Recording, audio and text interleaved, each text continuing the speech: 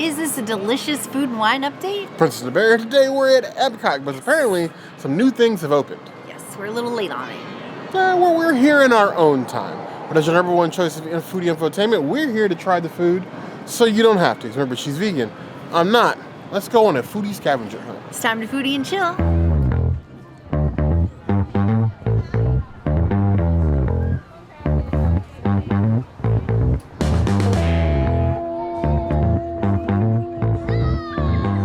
The return of the Coastal Eats booth here at Food and Wine. I always wonder how they decide which booths are going to open later. Either way, Coastal Eats. Why not start with the coastal of the eats, the crab cake. Lump crab cake with a little bit of fixins and a remoulade. It's a nice, thick, well-cooked crab cake, and that is not a complaint. Let's just go all in. Very crab forward, as one would expect. The construction of the crab cake is excellent. They mix the bread in there so it holds together well. Nice sear on it, doesn't fall apart when you try to fork it. The remoulade's got tang but not spice. If you're looking for a bit more spice in your crab cakes, this is not it. But if you're looking for like an excellently executed crab cake, EEC, this would be it.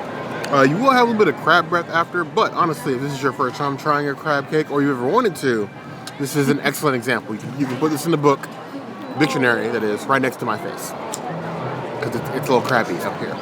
I would give it 4 out of 5 claws.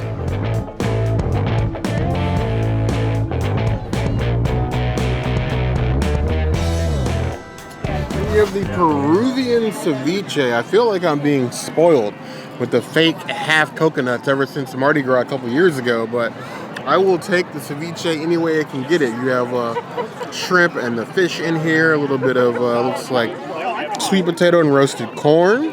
There's lots of things going on in here, and I do love miso ceviche, but it's usually like a Hawaiian ceviche, not necessarily a Peruvian ceviche, but I'm up to the challenge as I fill the fork with everything possible. Served chilled, as all ceviche should be. The shrimp is slightly overcooked. It's got like that rubbery feeling to it. The vegetables and sort of give it like that added little citrus, sort of like cut through the briny flavor you would normally get with fish, but that's the entire point of ceviche. It's basically like a citrus poached seafood dish. It works for ceviche. I wouldn't say it's the best example of ceviche I've had. I know that obviously the Peruvian ceviche has a different sort of flavor profile, but the execution on the fish is such that, honestly, I would say this is a pass. I would give it a 2.75 out of 5 claws. There is better seafood to be had in these parts.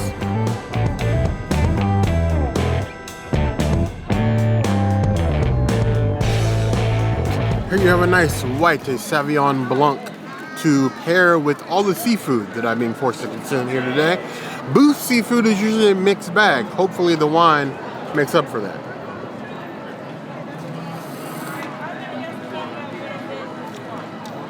Slightly sweet, hangs in the mouth. Not as clean a finish as I would prefer, but it's still a good white grape juice. Tart, a little acidic, kind of burns in the throat a little bit. I'd give that 3 out of 5 claws.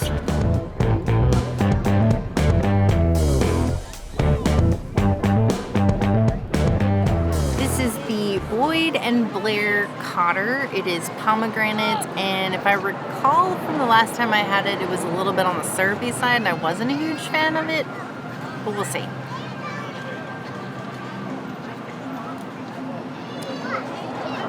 Yeah. Still very tart and syrupy and not very good. I would give it a 2 out of 5 Codders. It is, might be sacrificing this one to the bear gods. I feel like every year we get a different version of this Cape Codder. It's the same basic form with the Boyd and Blair with a select juice. A lot of them have been rough as if dragging your bare feet across tide pool rocks, which is apt for the Coastal Eats booth, but I don't necessarily want that in my mouth.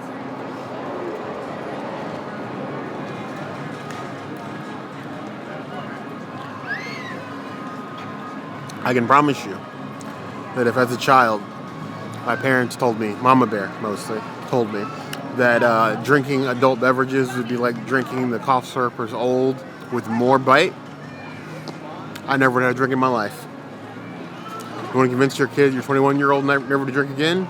You feed them this. That is awful. 1.5 out of 5 plus.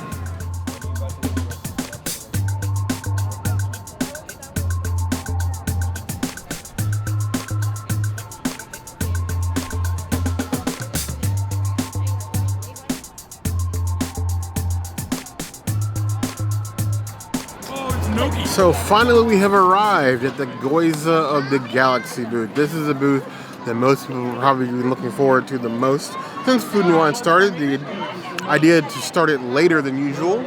It's an odd one, but it's the decisions they made. Now we just get to enjoy the fruits of other people's labor. So we have the buffalo Gyoza with a blue cheese crumble, and then you have this blue cheese cream with also a celery root puree mixed in here, which is a buffalo dipped Gyoza. Chicken with that. I would say for a buffalo sauce, it's got quite a bit of kick to it. I wouldn't say like level 9 or anything like that, but I would give it like a 3 out of 10 on the heat scale. For like mid to front of the mouth, a little tingle going on there. You're definitely getting that wing combination of like blue cheese and buffalo sauce. It's a very familiar flavor. Think chicken wing, but in Gyoza form, and that's about where you are. I expected this one to be the absolute worst, but honestly, if this is the bar set for the others, it's honestly not the most terrible thing I've ever had. It's inventive, it feels spacey, and we'll do anything for a themed booth. Now, if only you just made one of these vegetarian or even vegan. I know, wild thought, but you made people wait. At least give them more options than all meat. I would give it 3.75 out of 5 plus.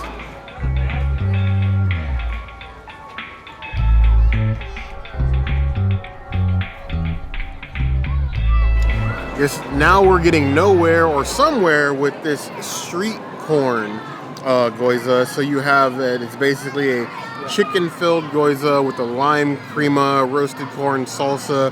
There's some tomatillo in here with the Cotija cheese. Just going all in for all the flavors. Street corn, that's an interesting choice. We like fusions of things. The street corn is an interesting choice where I can align the buffalo with like chicken wings. This one obviously with street corn, it's given more of like a enchilada in a different wrapping. So you get the chicken. The chicken doesn't have the punch of the buffalo, but it definitely pairs well with the tomatillo salsa and the corn salsa. The crema with the Cotija cheese, they sort of blend together, but you're definitely getting that street corn flavor. I just don't know if this one's as punchy and unique feeling as the buffalo. It's good, but I just think the texture of the Gyoza itself, when you're thinking about like street corn, we like different things. It's just a choice. Not bad. I would still eat it. I'm not gonna eat it 3 times, but I'll probably eat it twice. I would give it a solid 3.5 out of 5 plus.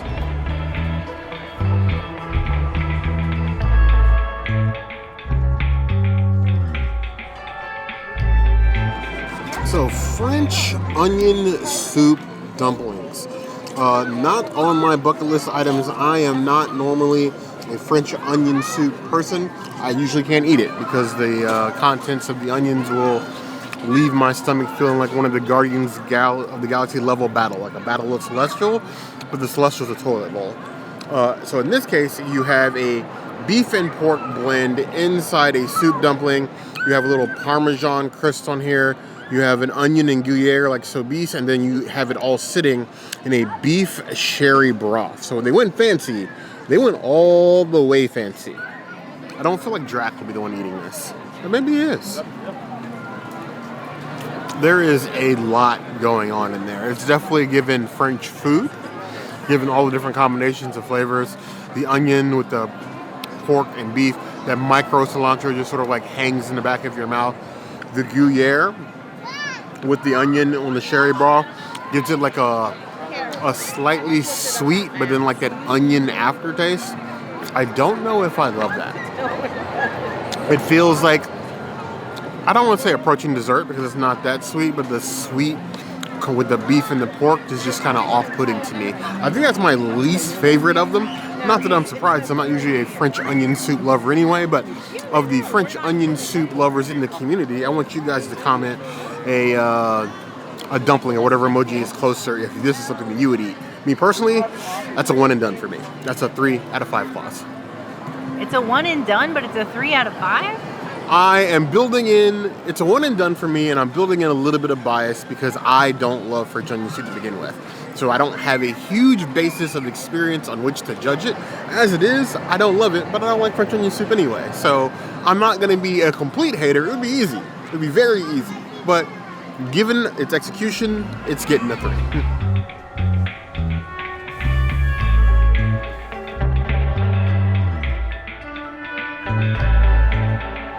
Another vegan item, again, a drink. This is a Pinot Gris, and I'm happy to report that this one is vegan.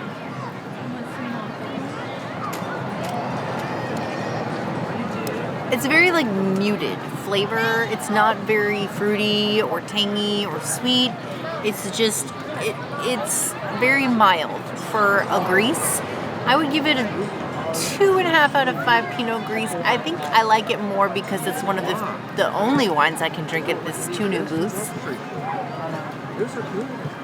But it's still, I wouldn't buy a bottle of this. We were getting a wine. I was, especially for Gyozas of the Galaxy, I was hoping for something a little bit more phantasmical and something better than like a colada, like maybe something akin to the old Light Lab, or maybe that's just us missing the Light Lab.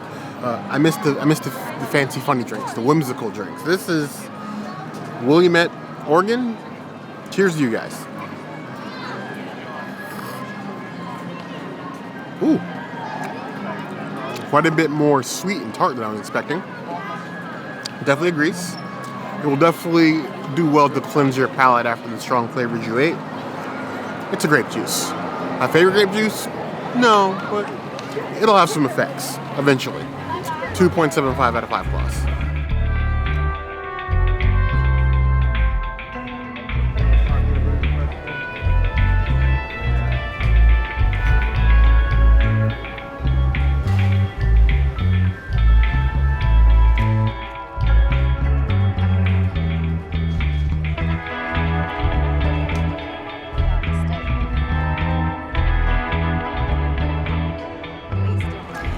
The Montreal burger again because it was right here. It does look a little smaller than before. The patty has definitely shrank in size. The aioli is very wet. And I don't know how I feel about this because the last time I got this, I really, really, really loved it. Yeah, I don't know why, but for some reason this aioli is super watered down and it just detracts from the entire burger. I don't particularly like it. They do still cook the vegan cheese in the patty, but it's so thin it's almost discernible. It's so thin it's almost hard to even tell that it's there. This burger falls flat from the opening weekend when we got it, and that makes me sad because it's supposed to get better over time, not worse. I'm gonna have to give this one a 3 out of 5 burgers. It's not the burger that I'm looking for. And that really makes me sad because I thought this one was better. These little mini sliders have now become a tradition, ever evolving for us as part of this festival. There are some years it's so good the princess will challenge herself to see how many she can get by the end of the festival. I don't think that's going to be the case this year. But we continue. I do agree the quality is a downgrade from the opening weekend, but I feel like this year has been an odd one, and whereas I have preferred the plant-based burger this year more than the princess. I still think it's very good. I think it's better than years before, but I can understand with the construction being a little bit different, the cheese inside instead of on top, may throw some people off. I actually still like it. I wish that it maintained the quality, but the flavors are still good, so I can only complain so much. I give that 4.25 out of 5 plus.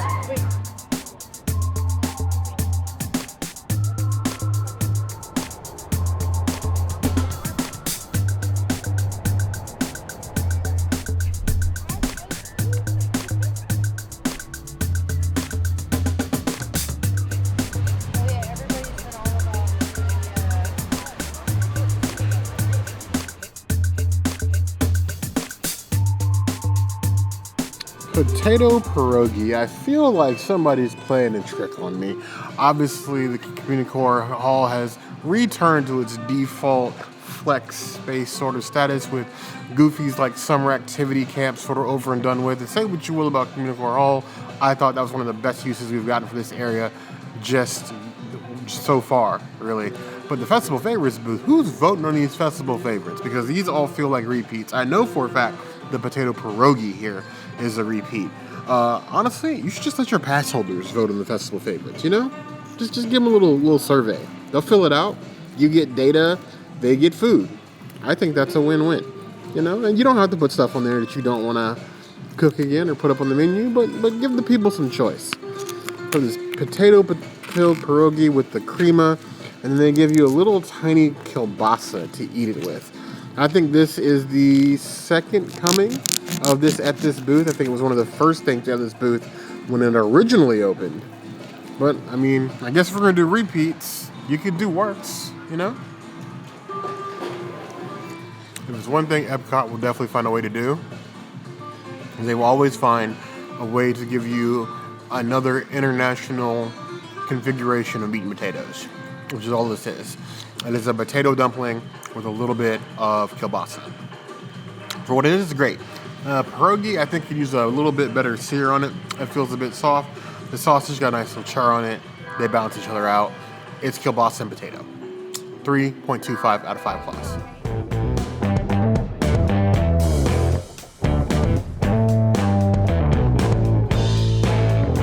Another returning festival favorite is the curry fried cheese. So normally it does come with a mango ketchup. I am definitely allergic to mango, but they were happy to leave that off and just give me the fried cheese by itself. You can smell the curry flavors wafting up from this little paper boat, as keeping the entire booth afloat. It's basically a cheese stick, but curry flavored. Strong Indian flavors. That's a good thing. The breading, it's very well seasoned, giving the cheese a nice, unique flavor. It's given, like, I don't know if it's sheep cheese, but I kind of wish that it was. It's a bit denser than I would expect from sheep cheese, but this is still excellent. I would happily eat this all day without the mango ketchup. I mean, when is a bad time for a cheese stick, really? Unless, you're vegan, and then, well, you pray for a vegan cheese stick, which we need more of, by the way. I'd give this a 4.25 out of 5 plus.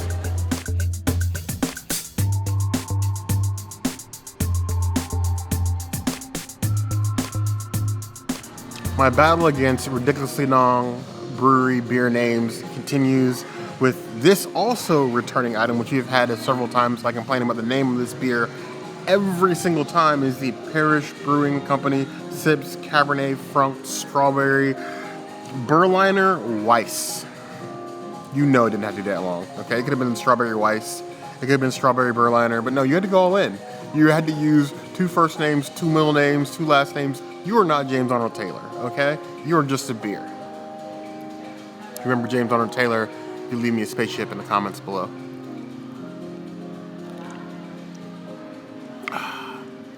Oh, you're lucky this tastes so good. It's like a strawberry bath in my mouth. And I love it. I like white spirits, period. But this is delicious. Just the right amount of strawberry. Not too much, not too little. Not so much you feel like you're drinking a smoothie. Not so little where it's just like a red tinted beer. I would give that 4.75 out of 5 plus.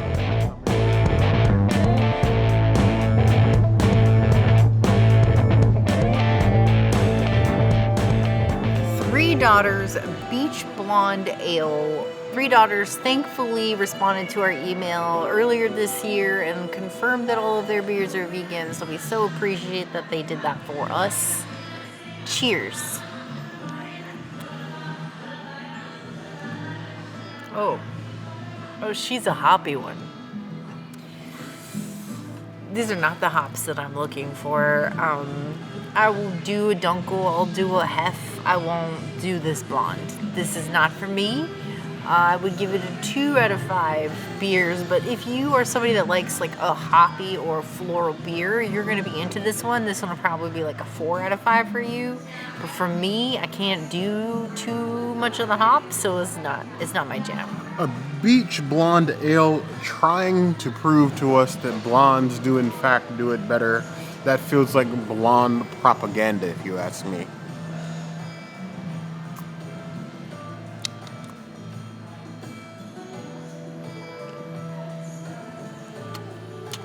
Blondes do alright. I'm not going to kick it out of bed for tracking it in sand, but they're not getting invited back. It's a good beer. Not a great beer, but it's a good beer. 3.5 out of 5 thoughts.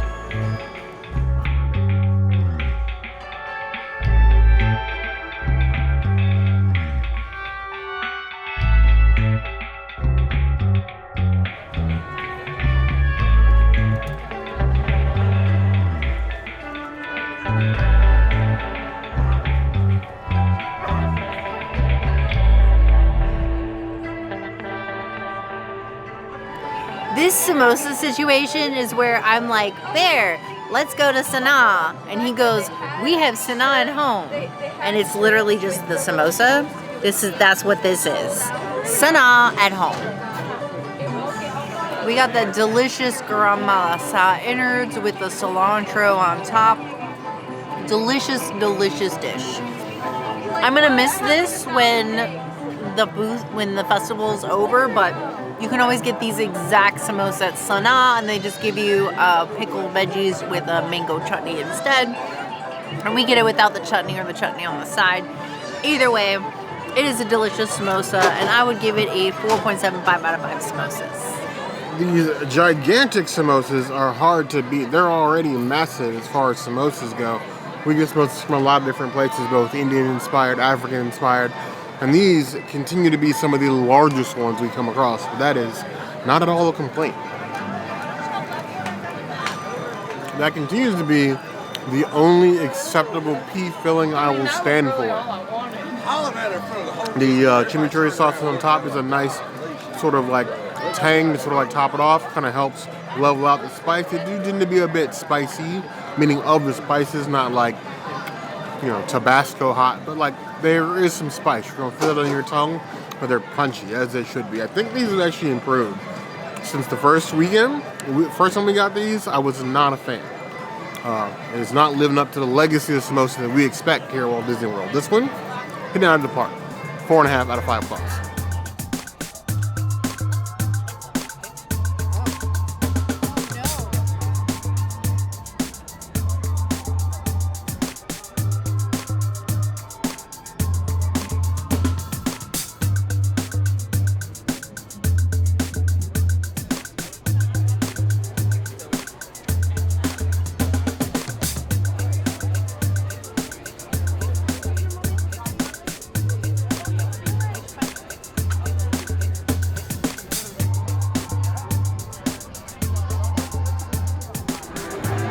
The pan con tomate, which was very easy to order. Some of the things after that were not so easy, but we have the pan con tomate, and it's looking tomatoey. I do think that the flavors have improved. They added a little bit more salt. The olive oil that they use still tastes a little weird, but it's very tasty. I love the croissantini that they use, also super tasty, crunchy, well toasted. I have no notes. I would give it a 4 out of 5 pan con tomate. If I can't go to Toledo or Jaleo, this is a great second choice. We call this the pan con tomate starter plate. Little baby pan con tomates to sort of wet your palate and maybe upgrade you to a Jaleo or a Toledo bar and grill. But either way, little tomato purees on toasted bread. We're here for this. I'm still extremely impressed with the quality of the tomato itself. My only knock is the quality of the bread. The bread at both Jaleo and Toledo, far higher quality, but they do make their breads in-house. This is representing well, I think, for Spain. I would give that 4 out of 5 points.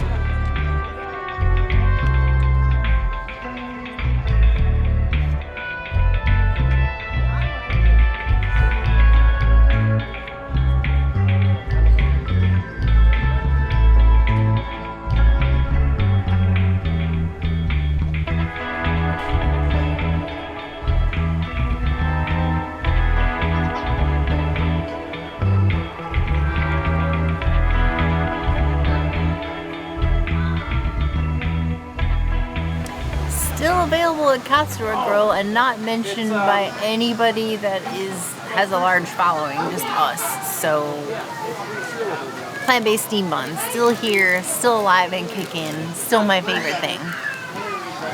This was the last thing on my list of things that I wanted to enjoy today as we enjoyed these new festival booths a little bit late. And I'm so glad it's still here because I was a little bit worried since, you know, like I mentioned, nobody else covers this bun in particular. I love it, and hopefully soon we'll find it at Misake if they don't sell enough over here, which is a good and a bad thing, I think. I would give it a 5 out of 5. It is a Princess Cities item. Why aren't you eating the steam bun? You know, if we bought more, they would supply more. I still maintain that instead of a gotcha booth, not that I'm complaining about the gotcha booth, we should have got a standardized steam bun stand here in the Japan Pavilion. I definitely think that we could sustain just a rotation of different seasonal steam buns. Keep the vegan on the menu and rotate them out, just like Shikisai does with their food. Seasonal rotation of buns. Make the buns, the people will buy. I was trying to go for a ride there and I failed miserably. Still tasty, still steamy. I would take this over a theme park hot dog or a Dole Whip any day of the week. 4.5 out of 5 bucks.